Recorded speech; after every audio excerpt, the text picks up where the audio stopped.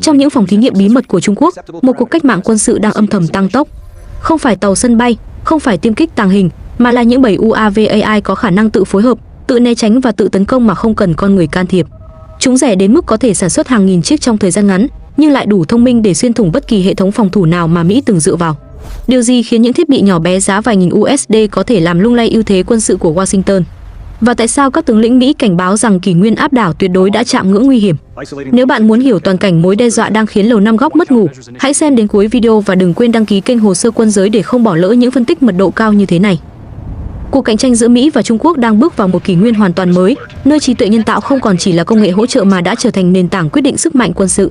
Trong bối cảnh đó, Trung Quốc nổi lên như quốc gia đầu tư mạnh mẽ và có bước tiến nhanh hơn bất kỳ đối thủ nào trong lĩnh vực AI quân sự, đặc biệt là ở các hệ thống UAV tự hành và chiến thuật bầy đàn. Đây không chỉ là sự mở rộng năng lực quân sự truyền thống mà thực sự là một sự thay đổi mang tính cấu trúc, đe dọa phá vỡ hoàn toàn những ưu thế mà Mỹ đã xây dựng suốt nhiều thập kỷ. Trung Quốc đang theo đuổi mô hình kết hợp quân sự, dân sự, một chiến lược cho phép các viện nghiên cứu, doanh nghiệp công nghệ và cơ quan quốc phòng phối hợp chặt chẽ, rút ngắn tối đa thời gian thử nghiệm và triển khai. Trong khi Mỹ thường phải trải qua quy trình thẩm định phức tạp, kéo dài nhiều năm, Trung Quốc đẩy nhanh mọi khâu, đặt mục tiêu bắt kịp và vượt qua Mỹ trong những công nghệ then chốt như tự động hóa chiến đấu, mô hình AI đa tác tử và cảm biến thông minh. Kết quả là tốc độ phát triển UAV của họ ngày càng nhanh, đa dạng và khó đoán. Bài học từ chiến trường Ukraine đã trở thành chất xúc tác mạnh mẽ đối với Bắc Kinh. Việc hàng nghìn drone giá rẻ gây ra thiệt hại lớn cho các đơn vị cơ giới. Trung tâm chỉ huy và kho đạn đã chứng minh rằng một hệ thống phòng thủ hiện đại có thể bị phá vỡ bởi những phương tiện đơn giản nếu chúng được triển khai theo số lượng lớn. Đồng thời, các cuộc tấn công của lực lượng Houthi ở Biển Đỏ, nơi UAV cảm tử giá rẻ gây áp lực liên tục lên tàu chiến Mỹ, khiến Trung Quốc nhận ra rằng chỉ cần tối ưu hóa chiến thuật là có thể bù đắp khoảng cách công nghệ truyền thống. Trong khi Mỹ dựa vào không quân hạng nặng, tàu sân bay và lực lượng hải quân có chi phí vận hành khổng lồ, Trung Quốc nhận thấy rằng ưu thế của kẻ mạnh lại chính là điểm dễ bị khai thác. Một chiếc tiêm kích tàng hình trị giá hàng trăm triệu USD chỉ có thể ở một nơi tại một thời điểm, trong khi một bầy đàn UAV AI gồm hàng trăm chiếc có thể tạo ra áp lực ở nhiều hướng, nhiều tầng độ cao và thay đổi hướng di chuyển chỉ trong vài giây. Đây là sự thay đổi làm lung lay nền tảng tư duy chiến tranh của Mỹ, vốn dựa trên sức mạnh tập trung và ưu thế công nghệ vượt trội. Điều khiến Washington thật sự lo lắng không chỉ là số lượng UAV Trung Quốc đang được sản xuất, mà còn là triết lý tác chiến đứng sau chúng. Mỹ vẫn ràng buộc hệ thống AI bằng các quy tắc nghiêm ngặt, mọi hành động sát thương đều cần sự phê duyệt của con người. Điều này giúp giảm rủi ro sai lệch mục tiêu nhưng đồng thời làm chậm tốc độ phản ứng trong môi trường chiến đấu tốc độ cao.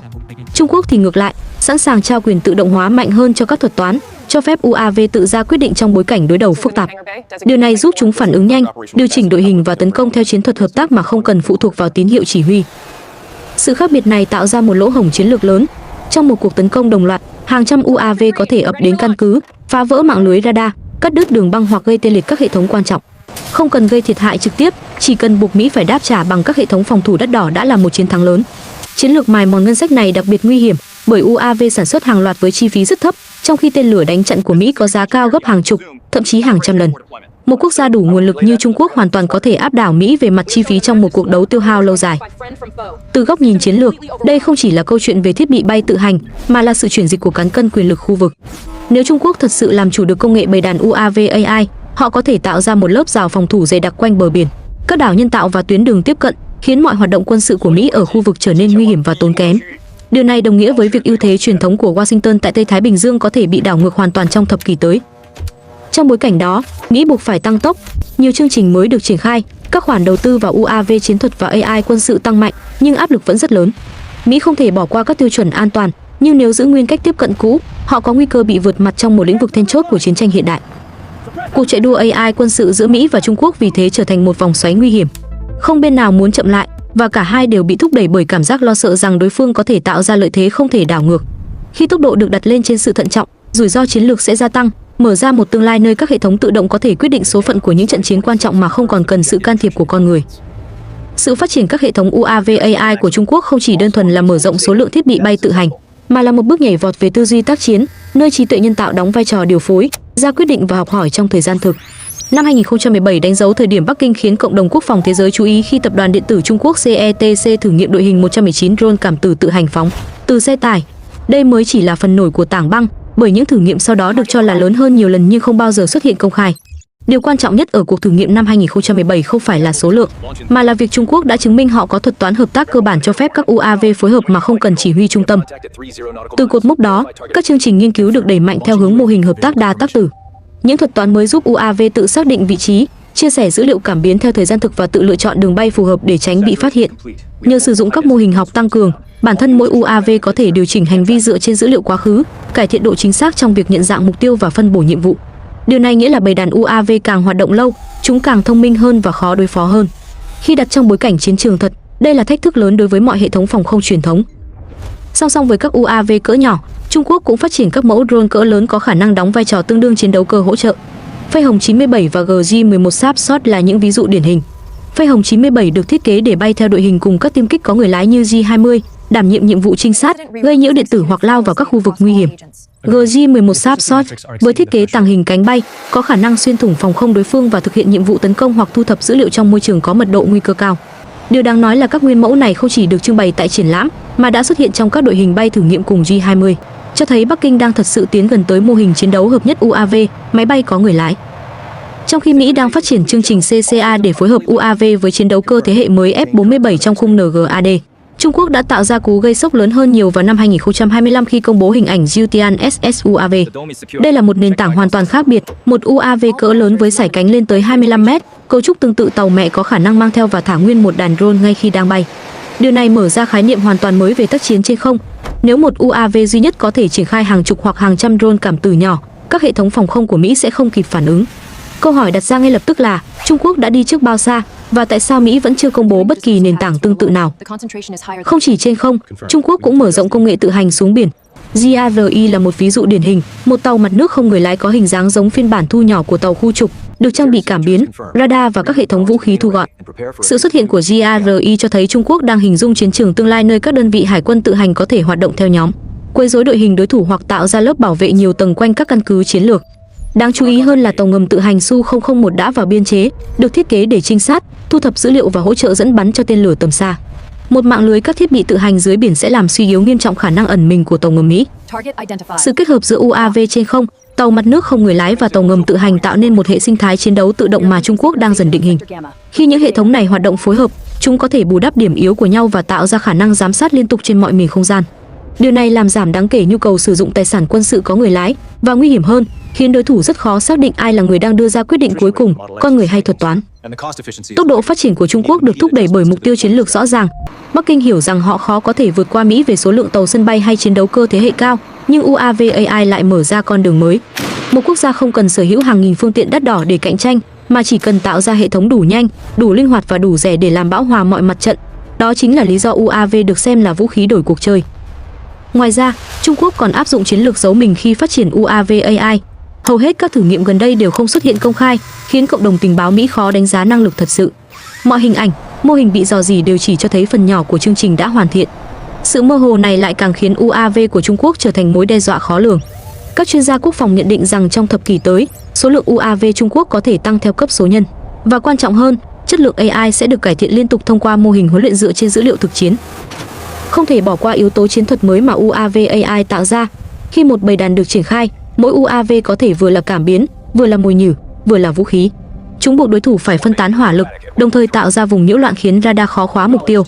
Trong các thử nghiệm mô phỏng, chỉ cần vài chục UAV đã có thể áp đảo hệ thống phòng không, còn vài trăm UAV có thể xuyên thủng mạng lưới phòng thủ vốn chỉ được thiết kế để đối phó số lượng mục tiêu hạn chế.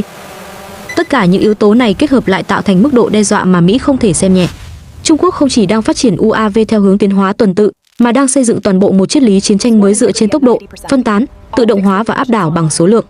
Khi đặt cạnh những hệ thống vũ khí truyền thống vốn đòi hỏi chi phí vận hành lớn, UAV AI trở thành công cụ lý tưởng để phá vỡ thế cân bằng. Điều khiến Mỹ thật sự bất an trước sự phát triển của bầy UAV AI Trung Quốc không chỉ nằm ở tốc độ công nghệ, mà nằm ở sự thay đổi sâu sắc trong bản chất chiến tranh hiện đại. Trong nhiều thập kỷ, ưu thế của Mỹ dựa trên 3 trụ cột: hệ thống phòng không, phòng thủ tên lửa tiên tiến, lực lượng không quân và hải quân mạnh nhất thế giới, cùng năng lực triển khai toàn cầu vượt trội. Tuy nhiên, từng trụ cột này đều đang xuất hiện những vết nứt đáng lo ngại khi phải đối mặt với các chiến thuật UAV tự hành giá rẻ, thông minh và có khả năng phối hợp theo thời gian thực của Trung Quốc. Trước hết, hệ thống phòng không hiện đại, vốn được thiết kế để đối phó với một số lượng hạn chế mục tiêu cùng lúc, lại hoàn toàn không phù hợp khi phải xử lý vài trăm UAV cảm tử bay thấp và liên tục thay đổi đường bay. Các radar truyền thống dễ bị bão hòa khi nhiều mục tiêu nhỏ xuất hiện đồng thời, nhất là khi chúng có tiết diện phản xạ radar rất thấp và di chuyển theo mô hình phi tuyến tính do AI điều khiển. Khi một bầy đàn UAV ập đến, hệ thống đánh chặn đắt đỏ của Mỹ sẽ phải sử dụng tên lửa hoặc pháo phòng không để tiêu diệt những mục tiêu có giá chỉ bằng 1/1000 chi phí của chính đạn đánh chặn. Chỉ riêng sự mất cân bằng về tài chính này cũng đủ để làm suy yếu chiến lược phòng thủ của Washington. Thậm chí ngay cả các căn cứ không quân vốn được Mỹ xem là nền tảng cho khả năng phản ứng nhanh trên toàn cầu cũng trở thành mục tiêu dễ bị tổn thương. Một đường băng duy nhất có thể bị vô hiệu hóa chỉ bằng vài UAV lao xuống chính xác vào các khu vực trọng yếu. Khi đường băng bị tê liệt, hàng loạt chiến đấu cơ giá trị hàng trăm triệu USD bị mắc kẹt và mất khả năng triển khai. Điều này khiến một cuộc tấn công UAV quy mô nhỏ cũng có thể tạo ra tác động chiến lược lớn, gây gián đoạn nghiêm trọng năng lực tác chiến của Mỹ mà không cần sử dụng vũ khí đắt đỏ. Sự nổi lên của UAV AI còn thách thức vai trò của các chiến đấu cơ thế hệ cao mà Mỹ đã đầu tư trong nhiều năm. Một chiếc chiến đấu cơ trị giá hàng trăm triệu USD được vận hành bởi phi công tinh nhuệ, nay phải đối mặt với các UAV tự sát có thể tấn công từ nhiều hướng, nhiều tầng độ cao và theo các góc tiếp cận mà con người khó xử lý kịp thời. Nếu mỗi UAV đều có khả năng tự điều chỉnh đường bay, chia sẻ dữ liệu và tối ưu hóa chiến thuật tấn công, việc phòng thủ sẽ càng trở nên khó khăn hơn. Sự thật là không có chiếc chiến đấu cơ nào, kể cả các mẫu tàng hình tối tân, có thể duy trì ưu thế áp đảo khi bị tấn công bởi hàng chục hoặc hàng trăm UAV AI. Một vấn đề sâu xa hơn khiến Mỹ đặc biệt lo lắng chính là triết lý sử dụng AI trong quân sự. Washington vẫn tuân thủ nguyên tắc kiểm soát của con người đối với các quyết định sát thương nhằm hạn chế nguy cơ AI hoạt động ngoài tầm kiểm soát. Tuy nhiên, giới hạn này đồng nghĩa với việc tốc độ phản ứng của các hệ thống vũ khí Mỹ không thể vượt qua khả năng phán đoán và thao tác của con người. Trong môi trường chiến đấu đa mục tiêu, tốc độ chậm hơn chỉ vài giây cũng có thể tạo ra hậu quả nghiêm trọng. Trung Quốc lại dường như không tuân theo các quy tắc khắt khe đó. Văn hóa chỉ huy đề cao hành động quyết đoán, cộng với ưu tiên tốc độ xử lý, khiến Trung Quốc sẵn sàng trao quyền cho AI tự nhận dạng mục tiêu và khai hỏa gần như độc lập. Khoảng cách triết lý này vô tình đặt Mỹ vào thế khó xử. Nếu giữ nguyên quan điểm, Mỹ có thể bị tụt hậu. Nếu từ bỏ kiểm soát của con người, Mỹ sẽ đối mặt rủi ro đạo đức và an ninh chưa từng có. Trong bối cảnh đó, sự chênh lệch về chi phí giữa hai bên trở nên đặc biệt nguy hiểm. Trung Quốc có thể sản xuất hàng nghìn UAV giá rẻ, sẵn sàng sử dụng như lực lượng tiêu hao, trong khi Mỹ buộc phải tiêu tốn vũ khí đắt đỏ hơn để phòng thủ. Các hệ thống đánh chặn tiên tiến như Patriot hay NASAMS có chi phí hoạt động quá cao để dùng chống lại mục tiêu rẻ tiền. Đây chính là chiến lược mài mòn ngân sách, nơi Trung Quốc không cần phá hủy toàn bộ lực lượng của Mỹ mà chỉ cần buộc Mỹ phải chi tiêu quá mức để duy trì phòng thủ.